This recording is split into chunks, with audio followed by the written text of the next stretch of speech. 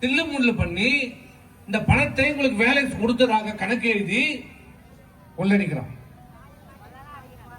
தமிழ்நாட்டுக்கு ஒரு ஆண்டுக்கு 6000 கோடி 7000 கோடி ஒதுக்குறாங்க. பணம் எங்க போச்சு? அந்த பணம் உங்களுக்கு வர வேண்டிய பணம் இந்த 5 ஆண்டு காலமா கிட்டத்தட்ட ஒரு 30,000 கோடி ஏன் வரல உங்களுக்கு? எங்க போச்சு அந்த பணம்? இதுல வேற தேர்தல் என்ன சொன்னாரு? 2021 100 நாள நான் 150 நாளா உயர்த்தி தருவேன். 100 நாள் தரத்துக்கே வக்கு இல்ல, துப்பு இல்ல, திறனை இல்ல. அதே நீ 10 நாள் கொடுக்குற, 17 நாள் கொடுக்குற, 21 நாள் தான் சராசரியே தர. இவரு 150 நாள் தரப்போறேன்னு சொன்னார். 150 நாள் எல்லாருக்கும் வந்துருச்சா? நிறைவேற்றிட்டார? சட்டத்தை கொண்டு வந்தாரா? இல்ல வேற பேரூராட்சிக்கு வேற நான் விரிவுபடுத்துவேன். இங்கேயே வழி இல்லை. வந்துதா?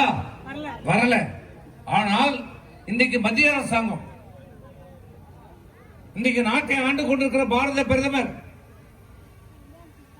நரேந்திர மோடி அவர்கள் 100 நாள் வேலைவாய்ப்பை 125 நாள் ஆகி இருக்கிறாரு. சட்டத்தை திருத்தி 100 நாள் என்பதை 125 நாள் கொடுக்கணும்னு சொல்லி இருக்கிறார்.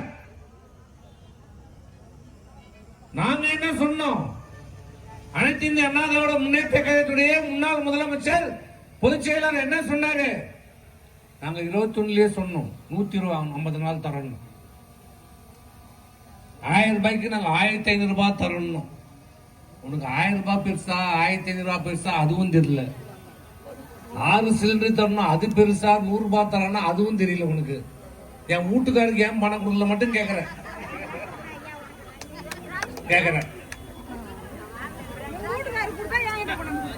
கொடுப்பார் நல்லா வீட்டுக்காரு. விடியா திமுக அரசை கண்டித்து ஆர்ப்பாட்டம் மீது ஆர்ப்பாட்டம். விடியா திமுக அரசே, விடியா திமுக அரசே, தேசிய ஊரக வேலை உறுதி திட்டம் 150 நாட்களாக உயர்த்தப்படும் என்று கொடுத்த வாக்குறுதிகள் என்ன ஆச்சு? வாக்குறுதிகள் அனைத்தும் போய்த்து விட்டது. அம்பலமாச்சு. மக்களிடம் திமுகவின் பொய் வாக்குறுதிகள் அம்பலமாச்சு. தேசிய ஊரக வேலை உறுதி திட்டத்தில் 20 முதல் 30 நாட்கள் மட்டும் பணி வழங்கி 7 நாட்களாக உயர்த்திட மத்திய அரசு செய்திட்ட பணிகளை எல்லாம் பொய்யான நாடகங்கள் அரங்கேற்றி திசை திருப்பும் பொம்மை முதலமைச்சர். ஏழை எளிய மக்களை ஏமாற்றாதே, பொய் சொல்லாதே. தேசிய ஊரக வேலை உறுதி திட்டம் ரத்தென்று பொய் சொல்லாதே. ஏமாற்றாதே. தேசிய ஊரக வேலை உறுதி இத்திட்டம் பேரூராட்சிகளுக்கும் விரிவுபடுத்தப்படும் என்று கொடுத்த வாக்குறுதிகள் என்ன ஆச்சு? கண்டிக்கிறோம். கிராமப்புற மக்கள் வாழ்வாதாரம் கருதி கண்டிக்கிறோம்.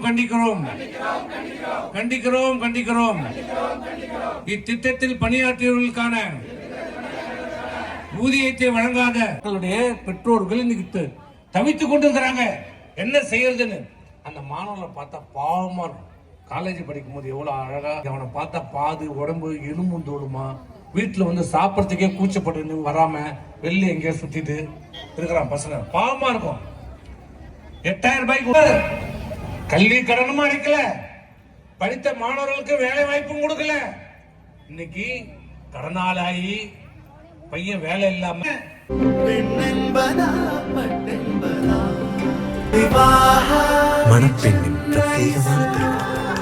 விவாஹா தி சென்னை சில்க்ஸ்.